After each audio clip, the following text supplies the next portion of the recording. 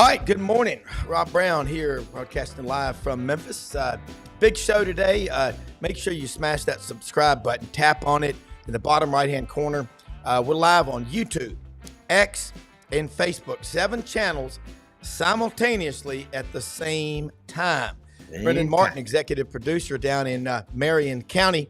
Ocala, Florida. Horse capital of the world, Kentucky, folks. Argue that all you want, but it's the limestone in the soil. We got him wearing that Hewlett and Dunn hat. Guy, we got a lot of people watching the show. Chris Campbell, David Douglas, Jimmy McDavid out in Dallas. Memphis guys living out west. Look, we're going to cover a lot of ground today. We're going to start off batting in the leadoff position. Coach Matt Dean over in Memphis, along with the AD at ULM, John Hartwell. We'll be talking a lot about the rankings, the playoffs. You pick it. We'll talk about it. Also, Gary Harris down in Tuscaloosa, Tider Insider TV, Channel 23 and Tide 100.9. And Jake Wimberly checks in, ESPN 105.9, The Afternoon Drive in Jackson, Mississippi. So going to cover a lot of ground. Glad to have you on board. Get pen and paper handy. A lot to talk about today. We're going to talk with a lot of really smart people. So pay attention. You definitely will learn something. There's no mic to it. You will learn something. And Coach Matt Dean, listen, man, had a great time over there. I recommend anyone, if they're on the campus at Rhodes, eating that cafeteria. I had the tacos. I think they were like a vegan taco or something. I thought it was meat. I didn't know better. But when I was a kid, I used to eat soy burgers at the Mid-South Stadium, Liberty Bowl Stadium now, Simmons Bank Liberty Bowl. And they're not too bad, Matt. But I tell you what, I watched the playoff rankings like you did and Brenda did Tuesday night, and John Hartwell did. We all watched those playoff rankings, and they're doing exactly what they're designed to do. Elicit a lot of response and conversation and downright anger from a lot of people about, where teams are ranked. But they all play each other. A lot of them do. So it all works itself out. Gentlemen, I'll start with you, Matt. Agree or disagree? Well, I always agree with you, Rob. Good morning to you. Good morning, John. I'm not going to pull the plug. Hey, listen. The thing about when we increase the size of these conferences, and let's look at the SEC and the Big Ten, and John knows this because he's been involved with this a long time, but you're not going to, in a schedule, you're not going to play everybody, right? And there's going to be certain schedules that are favorable. Let's go to the Big Ten for a second. And look at Indiana. I think their strength of schedule or strength of rank is like 106. I can't sure on which statistic. But for the most part, they've really passed the eye test. Now this weekend in Columbus against the Buckeyes, really big game. And a lot of people are talking about this game in terms of, okay, we're going to find out if Indiana's the real deal. And I think they are. I think this is going to be a competitive game. But there is the chance that, let's say, this thing goes sideways on them. Does that put them at a 10-1 team, only lost of the year at Ohio State, out of the rankings? And that's a lot of people think they have to keep it close. And but you're going by their schedule. Now I'll look at Texas, for example. You go down Texas's schedule, Rob. They've probably had one of the most favorable SEC schedules out there. Now, I think Texas passes the eye test wonderfully, so I have no issues with Texas. They are third. Georgia, if you look at Clemson, you look at the Alabama game, you look at they won at Texas. They had a convincing win against Tennessee. They lost Ole Miss. I think they're 3-2 against ranked opponents, and they're still only at 10. So they have 2 losses, but the reality is, if you're at some of the eye test matters, there's no way I would favor Indiana in a game against Georgia. That's just the way I perceive it. Now, Georgia wins out. They get to 10-2. I'm not sure about the tiebreakers, who's going to the SEC championship game.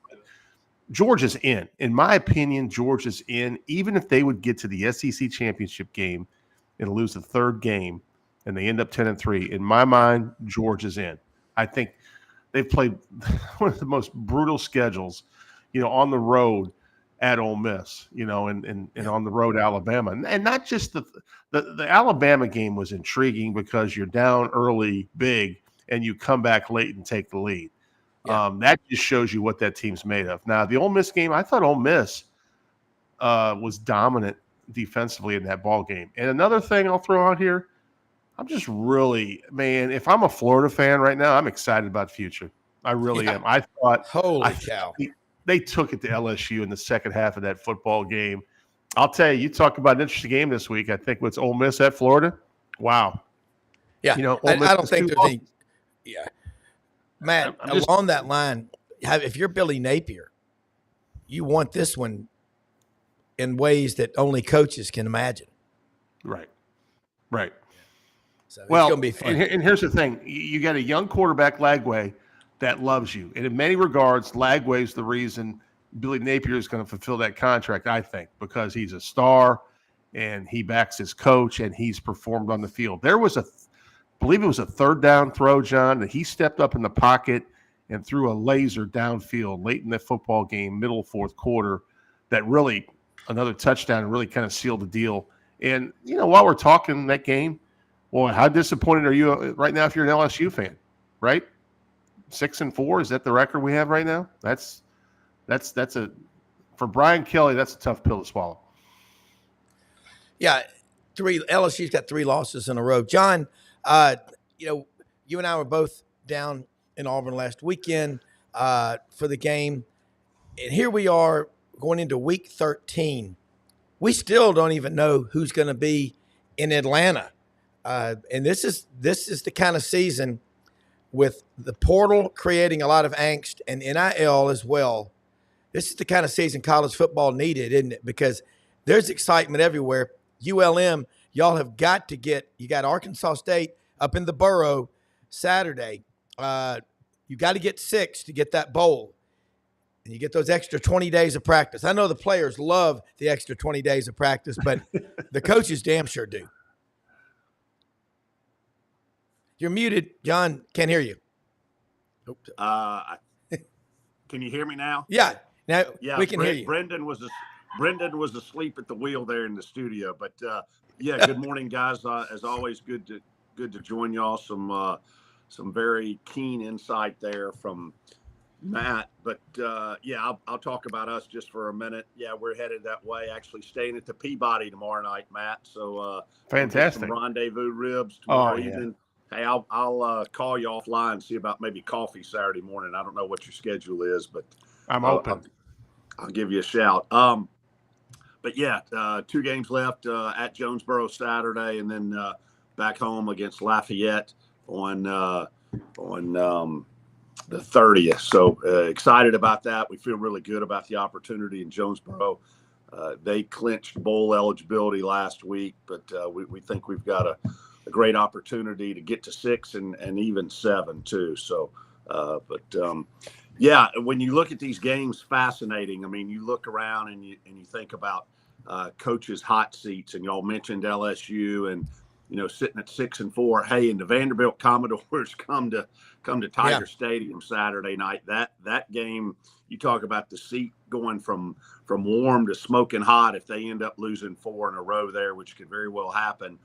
And then you talk about that Florida Ole Miss game, which so many storylines in it, not the least of which, let's rewind 6 weeks ago, and everybody was talking about Billy Napier being gone, Lane Kiffin going to Florida, and now those two are playing each other. And what you would have thought, again, 6 weeks ago would have been a blowout, I think has an opportunity to be an unbelievable football game. And again, the conversation that came up in Oxford after they lost to Kentucky earlier in the season, I promise you that same conversation would come up tenfold should the Gators have, success and win the game Saturday in Gainesville.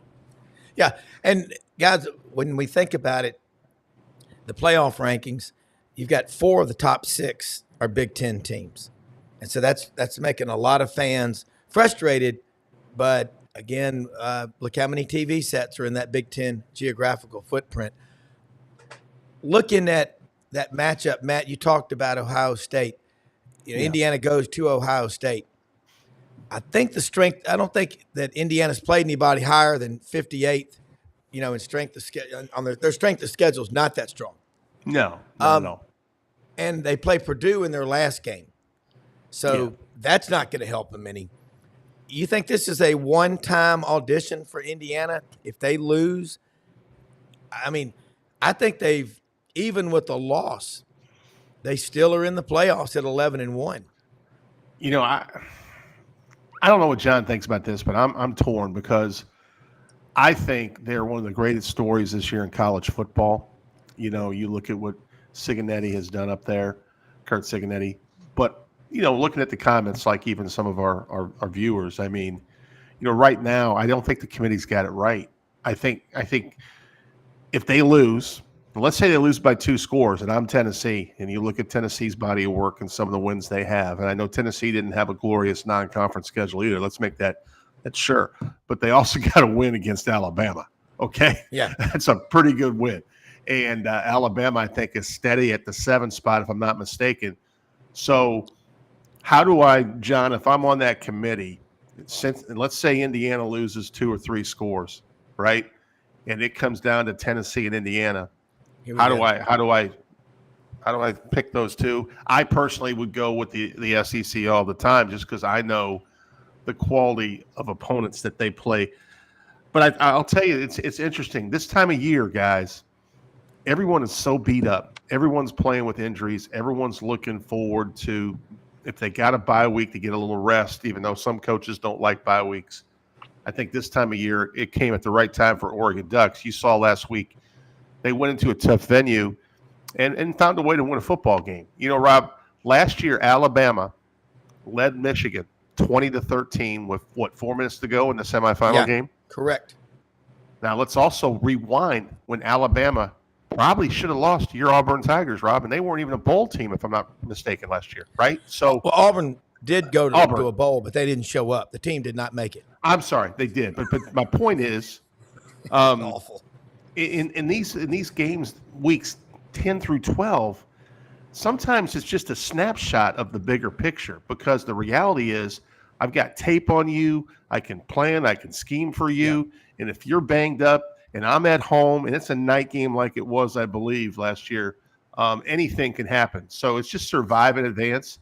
So another team that I think, if you want to compare Penn State's resume to a lot of SEC teams, I'll take the SEC teams, because right now Penn State, they have a victory over Illinois, who jumped back into rankings at 25, could not even score an offensive touchdown in a loss at home to Ohio State.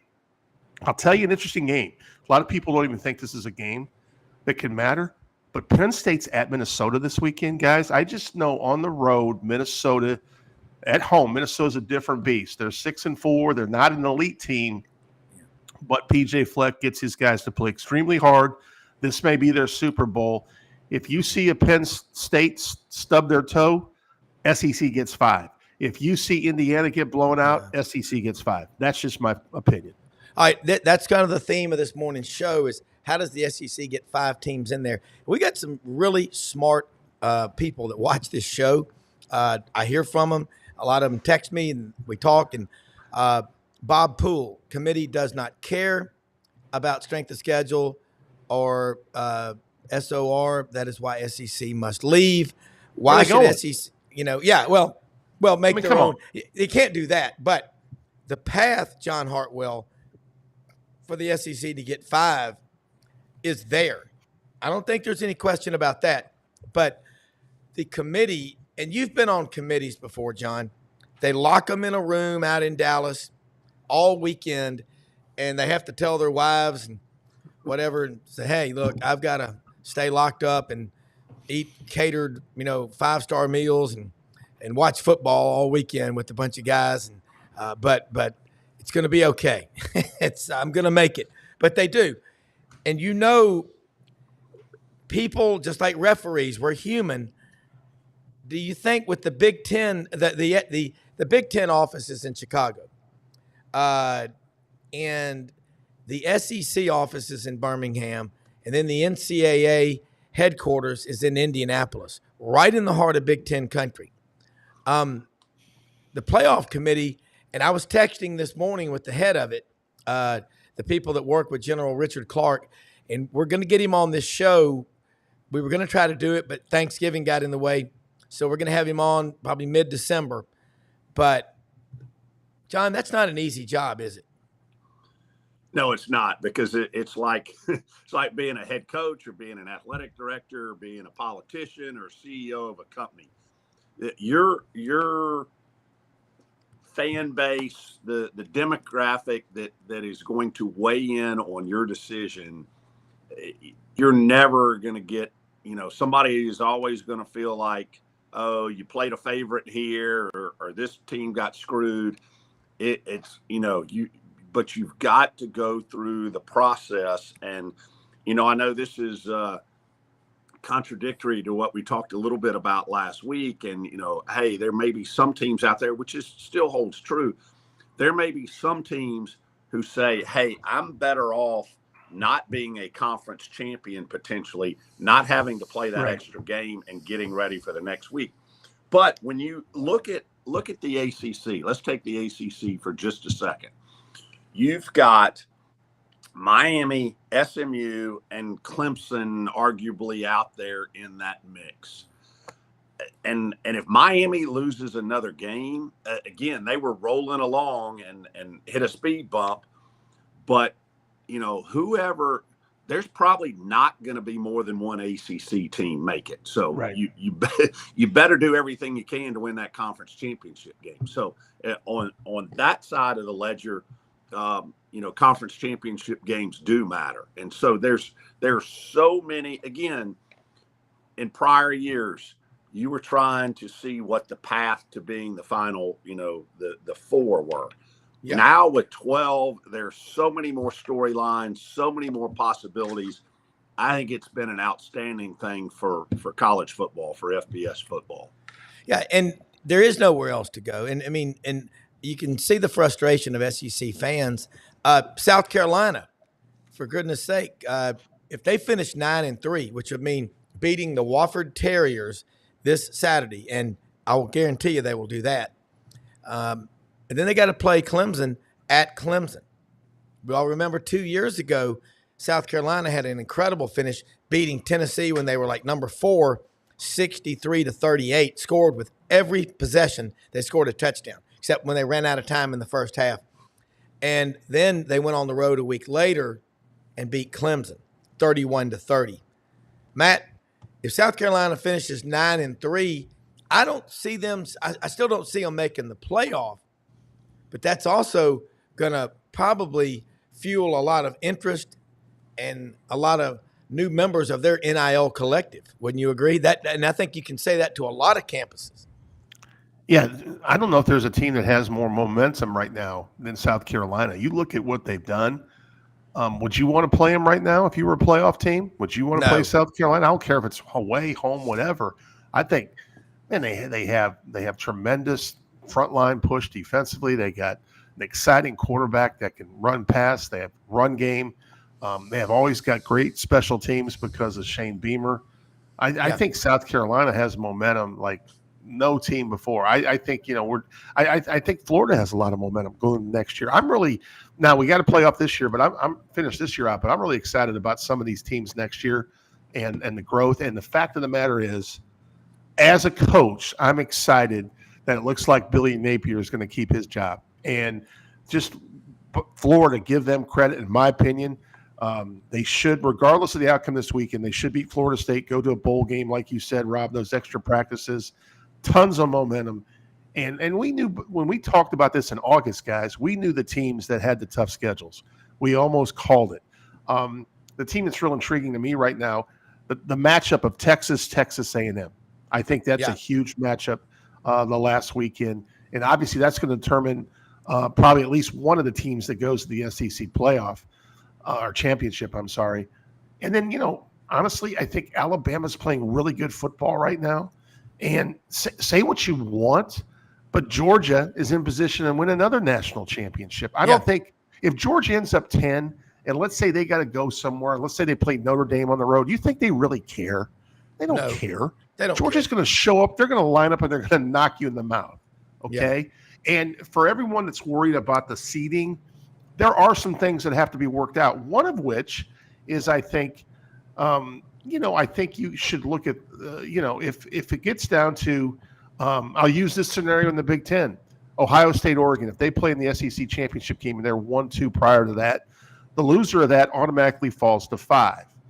Well, at the end of the day, the committee has to think of a couple things. Like we know we want the Big 12 to have an automatic bid, I think, John, but does it guarantee them being a top 4? I think you give them the automatic bid and you seed them how the committee sees them. So that means if you think they're a 9, they go on the road and play an 8. That's just my opinion. You put the top 4 seeds in those buys. How does the whole Boise State thing play out? Yeah. They're going to end up probably have to playing UNLV, I think, in the championship game. Look at the progress of Tulane. Look at Army. Notre Dame is a huge game this weekend. Guys, this is great. And I know there's always going to be a bubble team, and the SEC, because of the strength of the SEC, is always going to feel like if they got 5, they should have got 6. If they got 4, they should have got 5. I totally get that. But that's everywhere, John, right? You've been on these committees.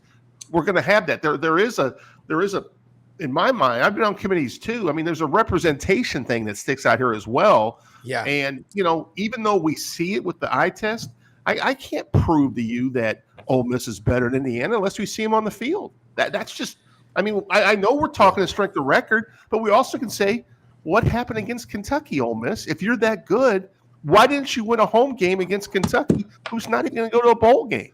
So I can go the counter argument any day of the week on this. I think the SEC deserves 5. It's going to come down to a couple other teams have to lose, though. Let me bring something up real quick. You just mentioned Ole Miss, Indiana. Remember, was it 2020, Lane Kiffin's first year at Ole Miss? They did beat a number 7 ranked Indiana team in a bowl game, coached by, again, the hottest coach in America, Tom Allen. I'm not sure what he's doing now. I think he's guessing people's weight at the fair or something. I don't know what happened to him. But put him on that list with Tom Herman. He's a juggler now at the carnival. All right, John Hartwell, we got to address some questions because there's some good ones here. Real quick, do you think conference championship games are on at least up for discussion? That because they make so much money, but do you think they're going to go away? There's a lot of questions coming up on that. Yeah, I understand that. And if you take Big Ten, SEC, you could argue that the teams vying for those spots in those 2 leagues, no, they really don't need the conference championship game.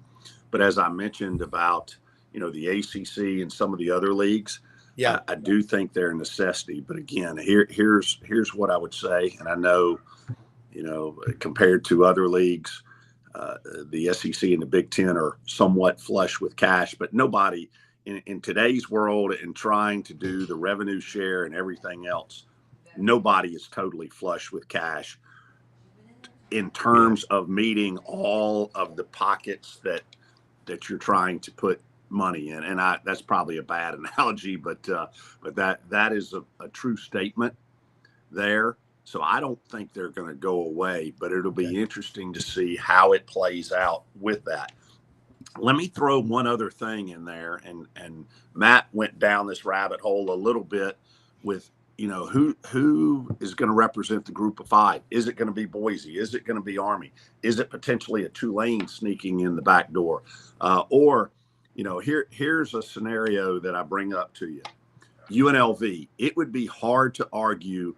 And you talk about a guy that's resurrected his career, Barry Odom, what he's done at UNLV, because that program 3-4 years ago when I was in that league was awful, absolutely awful. Obviously playing in the new Raiders Stadium helps a lot. There's some other things that have occurred, but he's done an unbelievable job. But let's just take this scenario. Let's say some wild way that UNLV, emerges, Army goes by the wayside, Tulane loses again, Boise loses to UNLV, and let's say UNLV emerges. Well, all of a sudden, you've got this playoff system going, And let's say Barry Odom, there may be a place in that state that you're in right now, Rob, that there may be a change. And hey, Barry Odom may be high on the totem pole there for taking that job. Is somebody going to,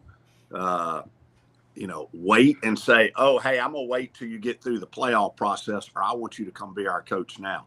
That could be an interesting dynamic in this whole deal as well. Yeah. Yeah. So, and we've got December 4th coming up, people. December 4th is coming up, and that's the day after my sister Susan's birthday. But that's the signing day, the early signing period. Now, we have a February signing period, and that's really for the coaches that get fired who basically miss the December signing period. I don't like the December signing period. It's a mess, because when you factor that in with the portal and having to re-recruit your team, it's a cluster fudge. I can tell you, I've not talked to a coach that likes it. So looking at some of these issues that you're bringing up, the conference championship games, we're going to Atlanta Friday, going to be in Auburn Saturday for the Texas A&M game. A&M, how good are they on the road versus they're much better at home? There's a lot in play. Again, going into week 13, we don't know. And who's going to play in the Sun Belt Conference Championship? Who's going to play in the Big 12? Hell, last weekend, you talked about BYU, and you said, I've heard some stuff come out of those fans' mouths at games at Provo or wherever that we cannot say on this show. I'll just leave it. The decorum prohibits it, said Douglas Niedermeyer, secretary of the Interfraternity Council and Animal House at Faber College. They get beat by Kansas. Who the hell saw that one coming? Anybody? Matt? Well, just so you know, Kansas last year was one of the best stories in college football. They are. That's number Lance one. Leipold. Yeah. Number two, I don't know this for a fact because we normally do our research on this show with SEC teams, but I believe their really talented quarterback had been banged up early in the year. I can't prove that right now. I don't have any notes in front of me. But thirdly, I watched that second half of that game. Kansas just flat out at BYU outplayed them. And here's another big game this week. I think Colorado goes to Kansas. What a great story Colorado is. 2 years ago, whether you like him or not, Coach Sanders goes in there, flips the portal upside down, and 2 years later, he has a main straight line finish to get to the Big 12 championship game. They could be in the playoff. And what's ironic about this, you look to a game about 5 weeks ago, guys, Baylor had them beat, and they hit a Hail Mary, and they win that game. And ever since that game, they've just been a different football team. They're playing really, Utah and BYU the week before was just an unbelievable game. BYU got a break late, won the game. I mean, Colorado just destroyed Utah. And you don't do that to Kyle Whittingham football teams. I mean, yes, Colorado has a hard time scoring. Cam Rising, the quarterback, has been hurt. He's out. They scored 49 points, guys. They're legit. Arizona State's one of the best stories in college football, too, that no one talks about. So the beauty of this thing is you're going to get a Big 12 representative. More than likely, I think BYU is fading. It wouldn't shock me if Arizona State beat them this week. I think it's probably going to be Arizona State or Colorado, John, that wins the Big 12. Yeah, I would agree. And, you talk about coaches having done a good job. Kenny Dillingham out there at Arizona State, the native son. Literally, I interviewed Kenny at one of the times when Utah State was open, and he still looks like he's about 16 years old. That guy can absolutely coach. He so, does. Yeah, I would not be surprised to see the Sun Devils beat BYU this week either. Well, okay, preseason I read an article, I can't remember where it was, about how BYU would be struggling probably the most of any team in the Big 12, how it wasn't a good fit and all. And what are they, 9-1? It's just hard to predict anymore. Let's say the SEC gets 5, Big 10 gets 4, Big 12 1, ACC 1. And again, that at-large team, is it going to be Boise? You hired John Summerall, or didn't you, at Troy, or helped? Didn't hire. I was involved. Yeah, I've known John since he was a player at Kentucky. Yeah, okay. He really good coach. Yeah, another guy that's done an unbelievable job. comes from a great pedigree, and he will have opportunities beyond Tulane. Maybe not this year because it's his first year, but he's the real deal. He will be an elite SEC head coach sooner than later. And you look at Holman Stadium at Tulane. They've got money. I can promise you that. If you get an MBA from Tulane or a master's in health administration,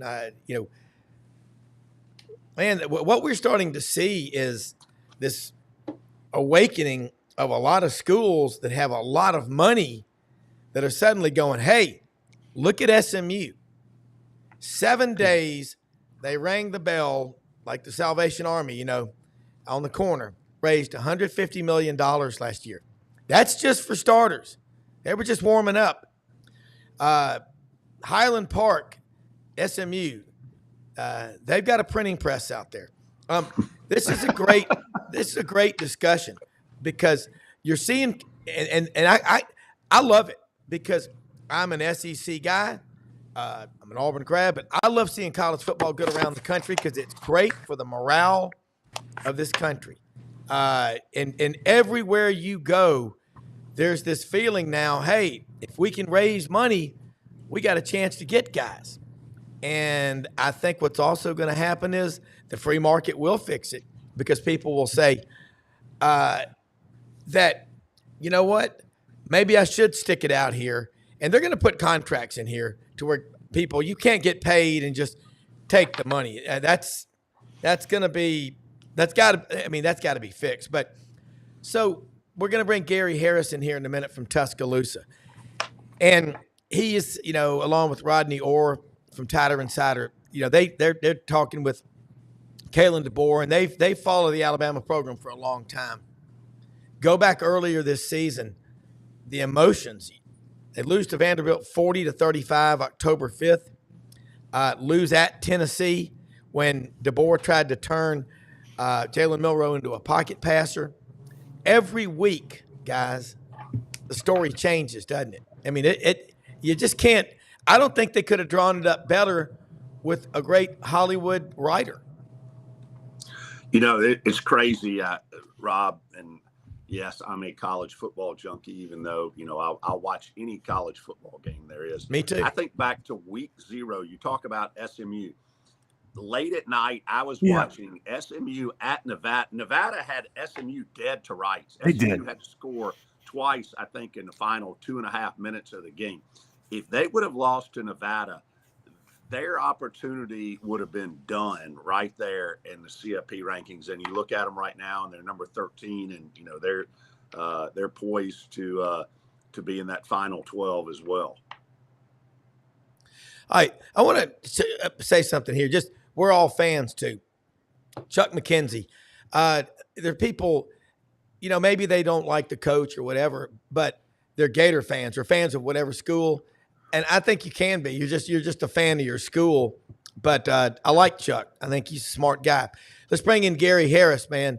Tighter Insider TV, WVUA, Channel 23 in Tuscaloosa, and Tighter Insider TV. And talk about a place where every single day the discussion is, the focus is, how are we going to win another national championship? And you got a great basketball program. You got the Red Elephant Club. You've got a lot of money coming in.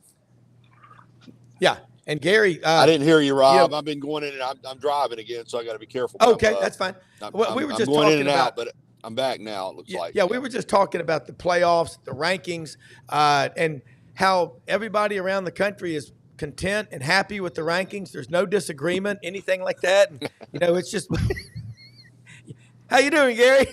Hey, great. Yeah, it's going to be worse. Welcome to the asylum. Yeah, much worse than with the 4-team, because with the 12-team, you bring so many other teams into play that in a 14 playoff would not even be, considered or even thinking they had a shot. So there's so many more teams now that are in the mix, and so you're going to have more controversy. And I understand it. I mean, there's regional bias, there's conference bias, there's people that think there's anti-bias because of whatever reason, they don't bring TV ratings or they don't do this. So nobody really believes that this thing is, whether that's truth or not, because I don't think these members are purposely trying to upset anybody. And, they're giving up a lot of their time to do this. But I think most people believe that there are agendas here other than just trying to get the 12 best teams in the college football playoff. And with that being the case,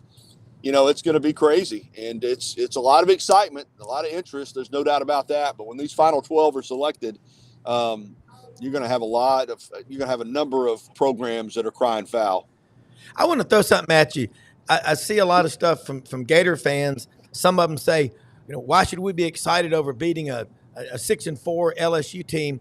And I flipped that back to the week before when you talked about what the Alabama fans, what your show would be like Monday morning if Alabama didn't get the win at LSU. Let's face it, beating LSU is a damn big deal. Winning an SEC game is a damn big deal, Gary. You know that. And it's all relative. I think a lot of fans get really frustrated. I think y'all would both agree. And Gary will be back with us. I'm back. I don't know what's going on. I'm back. Yeah. But Gary, wouldn't you agree that Florida fans should be grateful for getting a win over LSU, because Alabama fans damn sure celebrated it? Florida fans ought to be grateful for getting a win over anybody, with the way their season's gone. But that's a huge win for them. That's a gigantic win for Florida. And it gives them some momentum. Once the announcement was made that Billy Napier was coming back, if you're a Florida fan and your coach is coming back, you want your coach to do well. I mean, this isn't a situation now where you can sit here and say, well, I'm pulling for him to lose because I want him to be gone. He's coming back regardless. So why wouldn't you want some positive momentum and some traction? And, and I tell you, this is not a layup for Ole Miss this Saturday by any means, going into Gainesville. So, if you could beat LSU and then beat Ole Miss back to back, I mean, all of a sudden your season looks a lot differently to you than it did just a couple of weeks ago. So I thought it was a big win. And this is still a pretty good LSU football team, as we're seeing, and we've talked about on this program over and over again. The old coaching saying of going 1-0 every week is more true than it's ever been. You've just got to try to find a way to win the game you're playing that week, regardless of who you are, what conference you're in, who you're playing. It's hard to win. And for most teams, if you don't bring your A game, particularly if you're in the conference game, you can get beat. So, LSU is still a pretty good football team. I thought that was a great win for Florida, and I don't understand if Florida fans are not enjoying it. Well, and again, you're right. And Florida's got, they got a massive fan base like Alabama. They've got money, and they got a quarterback that would get you excited. John, Matt, jump in here with Gary Harris in Tuscaloosa. On the way down McFarland Boulevard. Where are you? Well, I'm on 359 right now. Honk if you go by a Taco Casa. I mean, Gary makes a great point.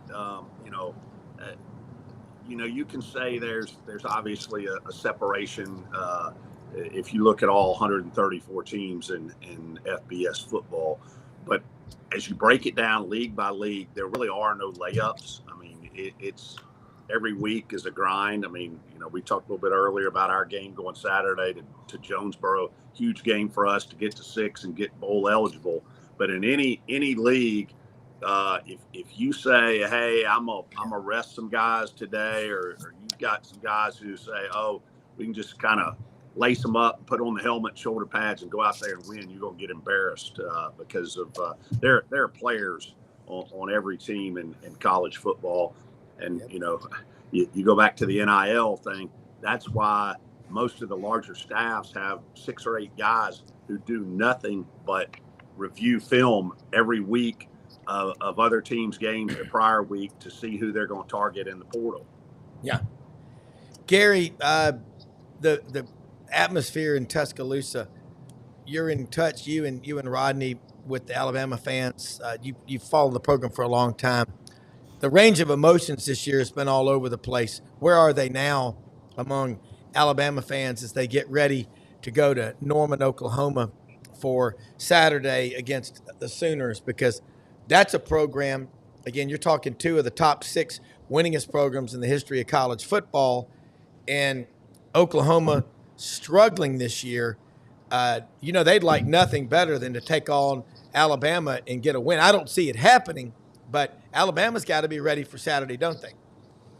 Yeah, the emotions right now are really positive, obviously. I mean, I think there was so much regret and disappointment over the way the team played at Vanderbilt and at Tennessee. But, they have bounced back from that.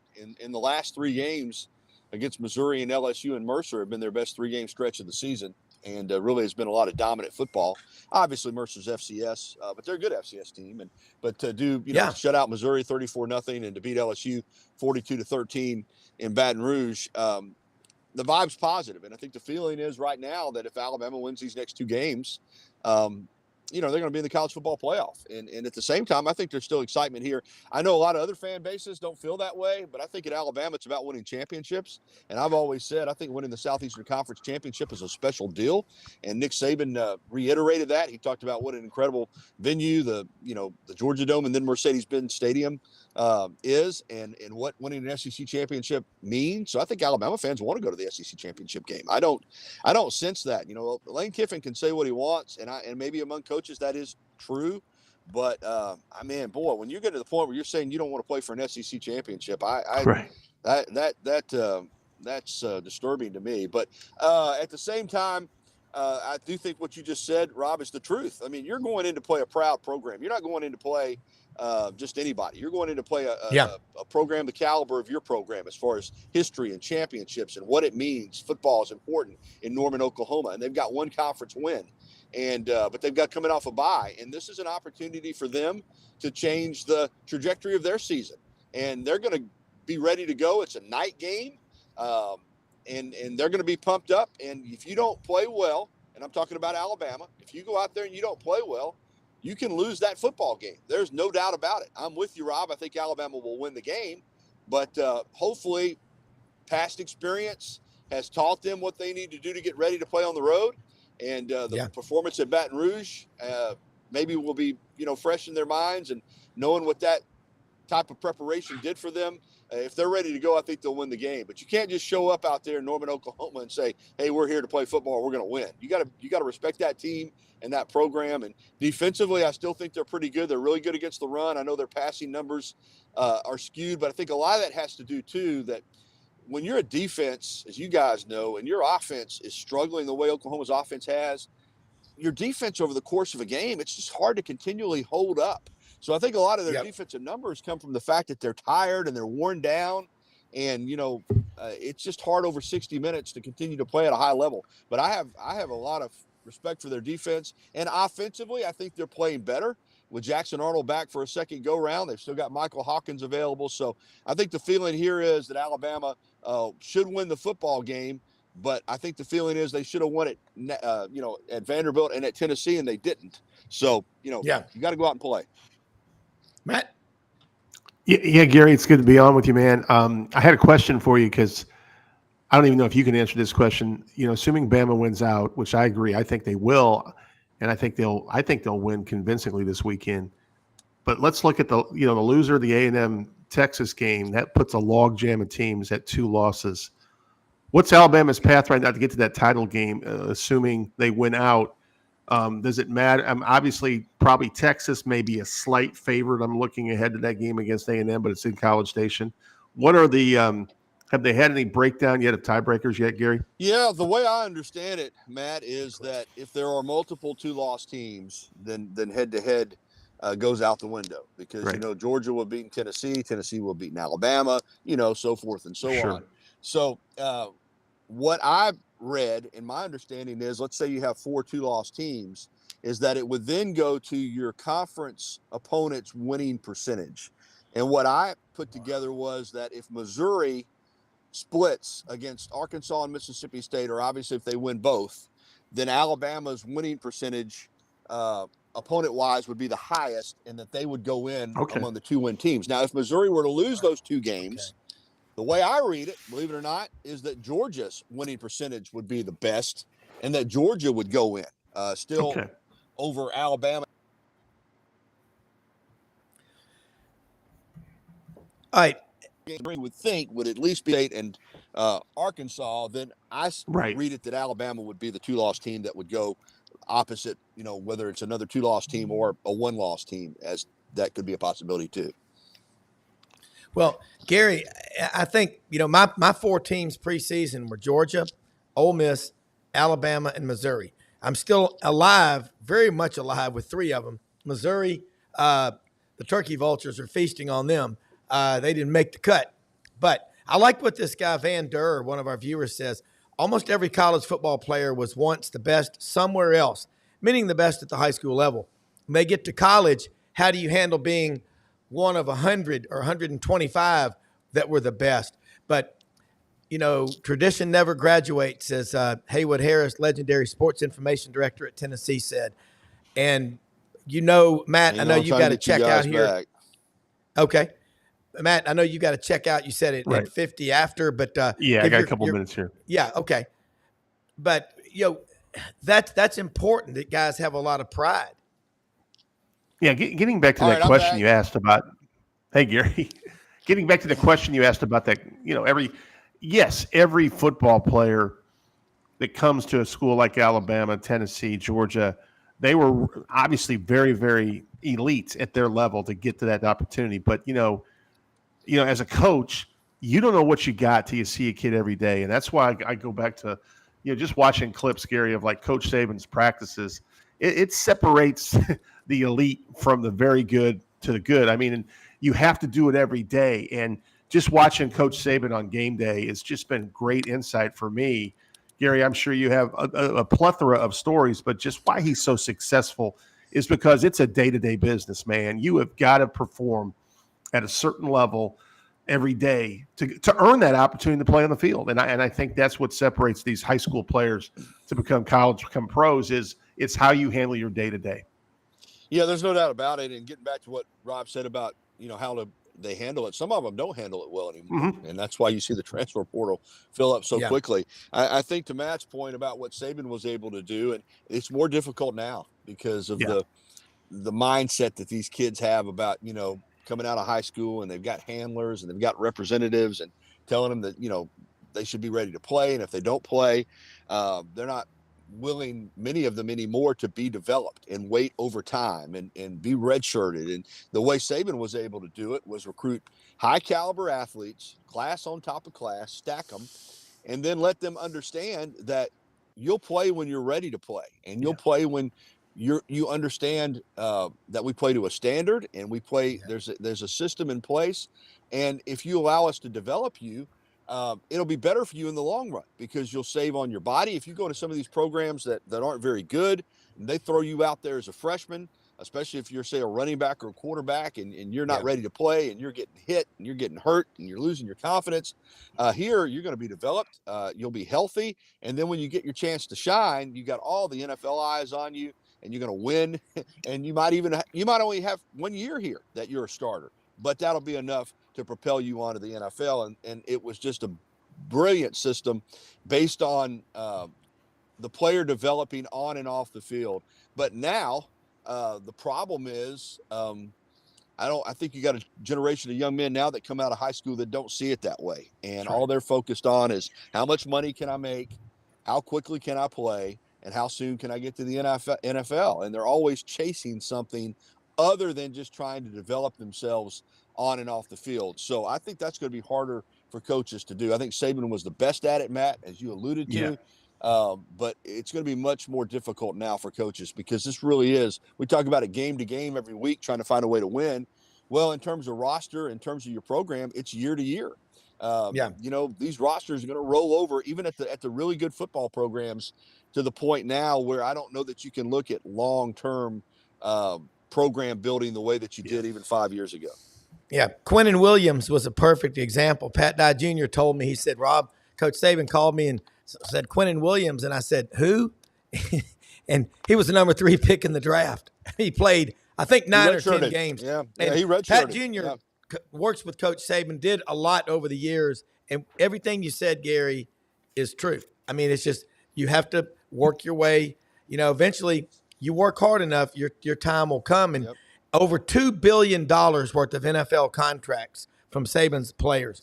I think that says a lot about, what he does as a coach and everything. Gary, I know you've got to bounce out to your show. Who you got coming on the show this morning? Well, I got Ellis Johnson. We do the Falcons. Yeah, we do the Falcons report on Thursday with D. Orlando Ledbetter from the Atlanta Journal-Constitution. The Falcons now are stumbling. Imagine that. And then Jeff Spiegel, sports anchor at ABC 3340.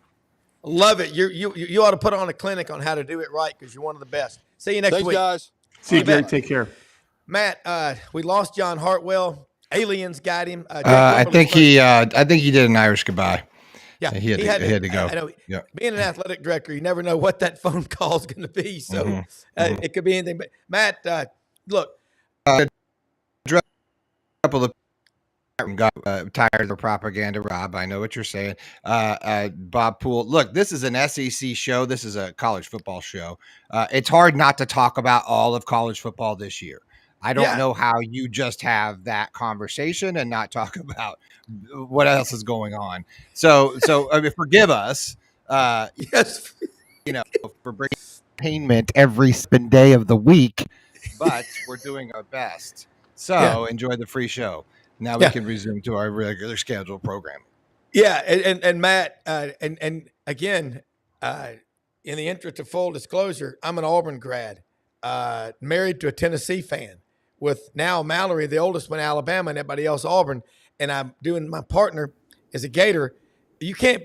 This is as good as it gets talking about the SEC. And Matt, you can't call me your partner, dude. No, we got to come up with a better executive producer. There you go. And the brain trust. Jake Wimberly joins us right now. ESPN 105.9. Matt Dean, I know you got to go. I will call you right after the show.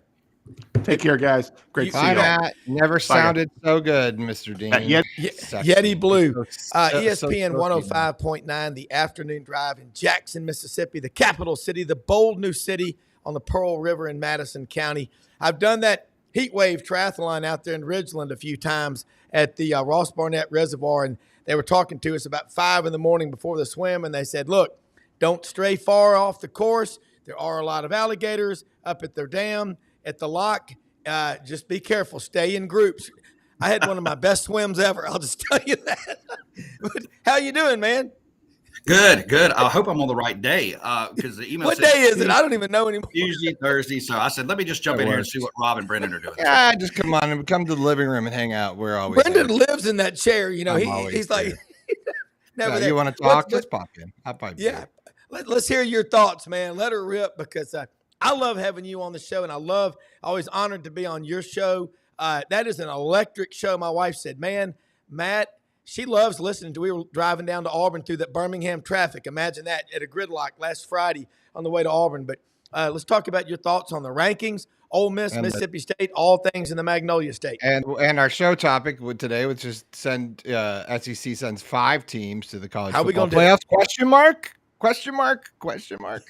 It's interesting because the great enemy of college football has become Indiana all of a sudden, right? I mean, does Indiana deserve it? I mean, the strength of schedule, they're going to get killed by Ohio State. We'll see what happens this weekend. First stepping into the state of Mississippi, for Mississippi State, I had a chance to, MC the Mississippi High School Football, Mr. Football Awards yesterday for the Mississippi High School Activity Association. And 3 of those guys are committed to Mississippi State and seem to be really excited. Camario Taylor's a quarterback out of Knoxville County, very big guy. Now, Georgia's come in. They've offered him late. For Mississippi State and Jeff Levy, right now it's about finishing, doing the best you can, but then recruiting. And, we'll see if there's some changes made on that coaching staff after the season, after the Egg Bowl next week. But for Mississippi State, I think, and Jeff Levy, it's all about next year. It's about the transfer portal. It's about, finding some guys that can make them competitive next year. For Ole Miss, everything's on the table. We know that, right? I mean, they moved up in the rankings, but they cannot go down and lose to Florida this weekend. If they lose to Florida, that's it for them. They're going to be, they'll have to settle for a Music City Bowl or something to that effect. So, but this Ole Miss team, guys, looks to be, more dialed in than they were in the first part of the year. Rob, you and I've talked about this. Yeah. After the Kentucky loss, after the LSU loss, I just didn't think Ole Miss had a kill switch. They didn't have a finishing move, so to speak, if you're a fighter. They go to Arkansas, something changed, and they blow the doors off Arkansas. Yeah. Then that Georgia game was not even as close as that score was. So I think Ole Miss is dialed in. We'll see. Florida obviously is a team that's playing really good too, but everything is in front of the Rebels right now. This is, and I tell you what, we got a lot of people excited, a lot of comments on here. Bob, I drink decaf coffee. It keeps me mellow. Go Gators.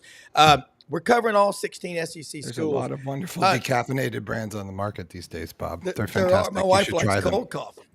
and I want to say something real quick. Also, about all of our sponsors, folks, check them out, sidelines.live on our website. Winter Timber Outdoors. Duck season starts in 48 hours if you're keeping track, and I am. Winter Timber Outdoors based in Athens, Alabama. They're going to grow in the footprint that is the Southeastern Conference. They broke ground last week on a new store in Auburn, Alabama. All your shooting sports, ducks, deer, pheasant, quail, dove, grouse, geese, they've got them all. They've got deer stands. They've got all the food, the supplies that you need, decoys, incredible selection of outdoor gear. Big Sitka dealer, I promise you that. Waders, they have it all. Over 2,000 shotguns, rifles, and handguns in the store with a staff expertly trained. Kenny Winter, his COO, Dylan Monroe, great people involved. They've been around 5 years at that store in Athens, Alabama. We are really proud to have them as a sponsor. And speaking of being on point and on target, Jake, let's talk, in your opinion, your matrix that you came up with before the season in the college football playoff rankings. How are you holding up compared to what the folks on the playoff committee are putting out right now? As the old boy would say down here in Central Mississippi, fair to middling, right? We're fair to middling. So, Oregon, I picked Oregon and Texas to play for the whole thing. And I still feel good about that. I mean, Oregon, kind of sleptwalked through Wisconsin last week. Texas, and, that's another thing. A lot of people's talking about Texas. We get into strength of schedule this time of year. It's so hard to compare everybody's schedule, relative to one to another. And it's always going to be different. But I still feel good about Texas and Oregon. Miami is a team that I had winning the ACC. I still feel that they can do that. The Big 12 was kind of a crapshoot. I had Central Florida winning the Big 12, but I don't know that anybody is going to get the Big 12 right, because your favorites in Arizona, Utah, and Kansas State, all outside of Kansas State, is out of this thing. And then I had actually Ohio State winning the Big 10, beating Oregon in the Big 10 championship. So everything looks really, really healthy right now as far as projections are concerned. Alabama, a little bit better than I thought they would be this year. Here's the deal with Alabama. We know this. If Jalen Milroe can get out in space and run, they're tough to beat. If you can shut him down, then you're going to beat him probably. So I don't know how many teams the SEC gets in, guys. I mean, I think Ole Miss is in. I think Georgia's in. As of today, I think Bama's in. Texas is in. Then it comes down to Texas A&M and Tennessee. Can we get those two in? If Texas A&M beats Texas next week and then loses to Alabama in the SEC championship game, I don't know that they get in. So it's going to be fascinating to see this Indiana game coming up this weekend. Everybody's going to be watching. If Ohio State blows the doors off Indiana, there's going to be a massive outcry that Indiana shouldn't get in. I think they likely still probably will get in. But it's going to be fascinating to see over the next 2 weeks. All right. When you look at these matchups, Texas A&M plays at Auburn Saturday. Auburn, first night game of the year. Auburn's defense is top 15, top 20. Then they got to play Texas the next week. You don't know where their focus is. They'll be ready to play. Got some folks out in Texas that watch this show. Jimmy McDavid, he played there. I went to high school with him. He walked on, and got a lot of respect for him because being a walk-on is tough. Questions about Texas's strength of schedule, yet you look at their defense, and their defense is one of the best in the country week in and week out. Where do you see the weakness in Texas? Offense, defense, or special teams? Any of the above or none of the above? No, I think there's some weaknesses there. And I had Joe Cook on with Inside Texas on 3 this week, and he talked about that defense and how good this defense is and how they went back and did a lot of research. I mean, it is a national championship type defense that they have. The question marks that I have for Texas is along the offensive front and their ability to run the football effectively in the playoff, because we know, I mean, it's still going to come down. Can you run the football and can you play good defense? Obviously, you got to throw it and pace of play and all that. But, Texas lost a couple running backs in the preseason. They've been able to mask that up to this point. I think if you can shut Texas's run game down, Now, granted, Quinn Ewers can beat you, but at least make them one-dimensional. I mean, Georgia kind of made them one-dimensional. That's one of the things that Georgia did when they went over to Austin and won. So that would be the weaknesses for Texas. As Texas A&M, look, this is not a surefire win at Auburn. They've got to go get a win this weekend. Auburn could play spoiler this weekend. If they beat Texas A&M, they literally knock them out of this thing. So, but I know in the state of Texas, they're wanting this thing to line up to where it is a mano-a-mano mega event next Saturday night between Texas and Texas A&M. And I actually selfishly hope that's what we get. All right, so let's break it down. In the SEC right now, in contention for the playoff, we have Alabama. We definitely have Georgia. We have Ole Miss. That's 3. We have Tennessee 4, Texas 5, and Texas A&M 6. And the team to consider to be the worst in the league, Vanderbilt, is already bowl eligible and playing in Baton Rouge Saturday. Show me a path to victory for the Mighty Doors. Boom, Cumberland, as they say up in Davidson County, Metro Government of Davidson County in Nashville. Let's see how LSU plays, and here's what I mean. Yeah. Have they mailed it in? Have they mailed it in? And not necessarily Brian Kelly. Have the players mailed it in? This is not what LSU wanted this year, and boy, they have taken it on the chin. And I think if Vanderbilt goes down there and they just play sound football and they don't turn the football over, they're going to play hard. They've shown you that. I think they got a shot to take this thing to the fourth quarter, because I'm not so sure that some of these players in Baton Rouge have not mailed it in. And if they have, Vanderbilt could be sitting pretty come Saturday. Jake, I just wanted to say that I'm of course you're the lone voice in the forest here, which is what I've been sort of trying to say, and not say it without making everybody sort of kill your buzz, dude. Because I'm glad, I'm a Gator fan, glad for the win, but I got that vibe. I got second half vibe that they just don't want to play for all these guys. Like, maybe I'm just too old, or like old hippie from Colorado, but I'm a vibe guy. Like the vibe on the sidelines at LSU was I'm it matters. 50. I'm allowed to say I'm old at 50. Fuck that. You're not old. It's old to me, dog. I'm in the 5th floor. 5th floor is old. Right. All right, I'll take it. So I'm saying I'm looking at the sidelines, and Brian Kelly, it's like he's done his thing. I'm not gonna get into that. I just felt exactly what you're saying. Are they done? They felt done. Florida looks great, yes, but they also looked like everyone was sort of not half speed, but maybe 3/4 sometimes.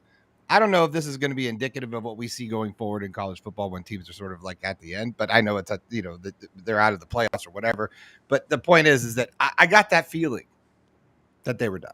Well, I would say that every team has, it depends on how you. Right. Every team's going to have some of this, especially in the day and age of where we're at today. Without contracts and without, multiple year contracts and, the collectives and name, image, and likeness and all this stuff, guys are probably sitting there going, man, do I really want to be here? And probably talking to their buddies on other teams, man, hey, look, jump in the portal. You maybe can come over here. There's probably a lot of that chatter going on. So you got to wonder when the prize is gone, do they start looking for prizes elsewhere? Mm. Well, is that human nature? I'll say, yeah, I think so. Well, and speaking of, and I want to say another thing about Landers, and then Jake, I've got a series of questions for you. Landers Ford, we're proud to have them as a sponsor, the number one Ford dealership in the Mid-South. They're everywhere in the Mid-South. And no matter where you are watching this show, take your phone, take a picture of that QR code, take as many as you can. We love it when people do it. They will deliver vehicles anywhere, cars, trucks, and SUVs. LandersFordMemphis.com is the website. They're open Monday through Saturday, 7 a.m. till 7 p.m., okay? Service and sales. Ask for Brad Bellamy, the general manager, our good friend out there. He will direct you to a salesman. They've got all kinds of offers right now. The Escape Active, you see right there, $67.50 off MSRP, Black Friday special. They've got, my God, these Broncos with the Sasquatch package. You gotta drive one of these. I want that ride. Yeah. Yeah, and MJ bought one with the Sasquatch package, and it's got the big tires. I feel like they could, and it drives so. I heard. Well, they drive so well. And, no, and but I'm an Landers F-150. delivers. I thought their cars are something cool, like you could get them or order them. Well, they'll deliver them. If you buy one, you can do it online. You can talk to them and get it done online. They'll deliver anywhere to you. And they're all over the Mid-South. Collierville High School, Houston High School, they're Landers stadiums. When they play each other in the playoff game Friday, it's the Landers Bowl, okay? Great people to work with, and they are invested, again, all over the Mid-South. We have listeners and viewers all over the place. Just remember this. If you didn't buy your last vehicle from Landers, you probably paid too much. Great people to work with. Jake, you might have fallen asleep there, but there you go. Here, Jake. Sorry. Yeah, no worries. So, Jake, let's do some rapid fire here. And bottom line, you look in the SEC, Alabama, Arkansas, Auburn, Florida, Georgia, Kentucky, LSU, Ole Miss, Mississippi State, Missouri, Oklahoma, South Carolina, Tennessee, Texas, Texas A&M, Vanderbilt. Top to bottom, how strong is the league? Because I think it is top to bottom stronger than it has been in recent history. Yeah, no, I think for sure the league is extremely strong. You look top to bottom. I mean, half the league, up until even last week, you had Missouri that was at least mathematically alive in the playoff. They're not going to get in, but the league is extremely tough. I mean, when you look at, for instance, the Big Ten, and this is where, all of this commentary on how many teams should get in or not. The Big Ten, I mean, realistically, they have Ohio State and they have Oregon that are contenders for the national championship. Yeah. I don't think Penn State, love James Franklin, but I just don't think that they are built to make a run. Indiana's not built to make a run, and then there's everybody else. The ACC, I don't think there's anybody in the ACC that can win the national championship. I think Miami's a great story. I think SMU is a wonderful story. And look, they may be a team coming up here in the next few years that really takes a stranglehold or puts a stranglehold on that conference. The Big 12, there's nobody. So, I think when you look at Oregon and you look at Ohio State and then you come over to the SEC, Texas, you can make an argument that they can make a run to the national championship. Alabama, if they can stay healthy and scheme it right with Milroe, they can make a run. Ole Miss, I think, is built to make a run. Yep. I don't know about Tennessee. I don't know about Texas A&M. But I feel like the league as a whole is as strong as it's ever been. All right, let's do a comparison real quick. DJ Lagway, freshman out of Texas, player of the year, 5-star. He's a 6-star. Okay, compare him as another freshman quarterback who played late last year, Nico Iamaleava at Tennessee. Who would you take if you had a choice? Can't take them both. I would probably lean towards Lagway now that I've seen both of them play, just because, I mean, he's built a little different physically. I mean, you look at Nico, he's a great quarterback. He's got a really great upside. He throws it well. He's just such a small guy. And I know that sounds crazy. Lagway's a guy that could pull the ball down. He can get it on the edge. I mean, he can make all the throws too. So, I tend to lean more towards a bigger physical quarterback, if at all possible, especially if we're talking about trying to play 11 on 11. And we got a quarterback that we can get out in space and he can run. Yeah, Tim Tebow, physically one of the most impressive quarterbacks, just so tough and strong. I think Lagway has some of that, but God, he's got an arm. Jake, did you see that back shoulder pass he threw? Yeah. I mean, you can't. The coaches can't say throw a back shoulder pass and let the guy catch it. You can't coach that, can you? Can't coach 6'6". You can't coach Herschel Walker. You can't coach Bo Jackson. God, that's God's deal. There's no doubt about it. Yeah. All right. So in the last few minutes here, folks, you cover the SEC. You put out so many great charts and matrix. And for the record, everybody, last year Jake's pick was hail to the victors, the Michigan Wolverines. And I picked them to beat Washington last year for the game. I said, I think they're going to kill them. People thought I was crazy. Physical line of scrimmage play wins. In college football right now in the SEC, you just reeled off 6 teams. You're in court. You rested your case just now. This thing's going to jury. You know what the jury is? The next 2 weekends.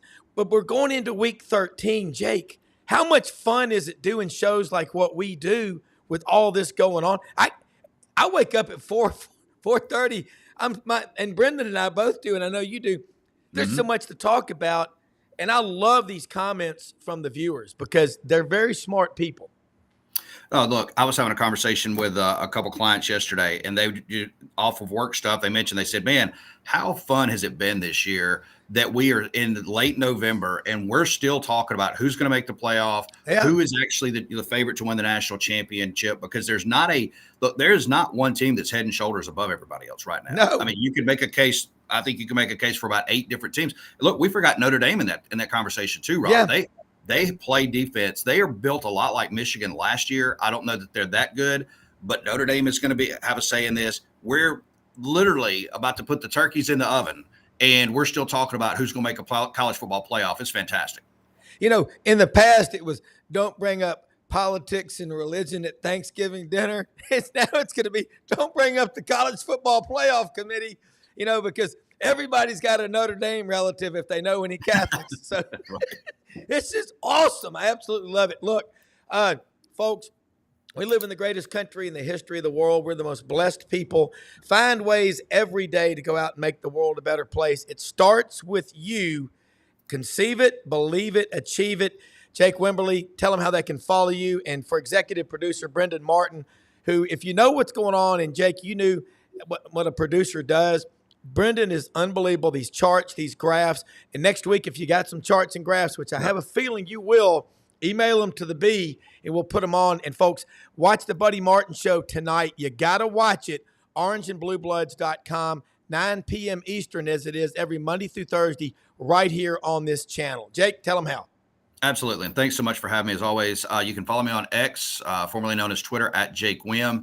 And then, of course, grab the show 3 to 6 each and every day. You can stream it if you're outside of Mississippi on thezone1059.com, or just search on any of the streaming platforms, iHeart, TuneIn, ESPN 1059 in Jackson. And, of course, we're on the FM dial as well. Boom. We'll see you next week. Thanks so much. Hey, see everybody. I'm heading out to Hewlett and Dunn today. You need to do that as well. Get all kind of Christmas gifts and everything. It is a great time to be out there, open every Monday through Saturday, 10 a.m. to 6 p.m. And look, duck season in 48 hours, web-footed kennels. Web-footed kennels. My man, Chris Aiken, love this guy. He trains. He's got 8 people on his staff that help him. Time to get your dog ready was a long time ago. But this year you may be hunting with friends and you want a dog, go to Web-Footed Kennels. He does select breeding of the best dogs in America. And I'm wearing right now, this is a pullover, a Stetson from Hewlett and Dunn. Try to wear something from Hewlett and Dunn every day. Great people to work with, man. God bless America. Good night, John Boy. We'll see you in the morning. We'll batten off with Jordan Hill on the Dogs. Take care.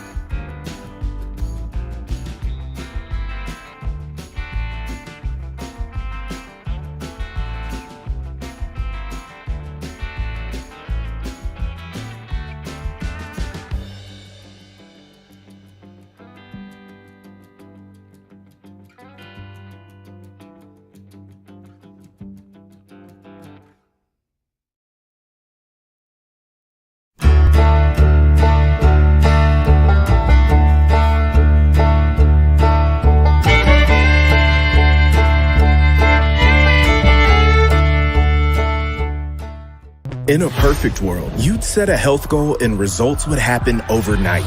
In this world, the real world, it takes time, dedication, and the right support to achieve your best self. The Vitamin Shopp's health enthusiasts are here to make sure you're not wasting a single moment on the wrong supplements. From the highest quality sports nutrition and superfoods to the most sought after trends, you'll find a huge variety of science-backed solutions for every goal. And the people to help guide you along the path to greatness. Unbelievably, every 2 minutes in our communities, a child is either bought or sold for sex. I am Ari Dickey, board member for the Nashville Anti-Human Trafficking Coalition. Join me and millions of others in our fight against human trafficking and for its victims by helping to educate the most vulnerable among us, our middle and high school students. Go to nhtcoalition.org, become a partner, and help keep our families safe, because none of God's children are for sale.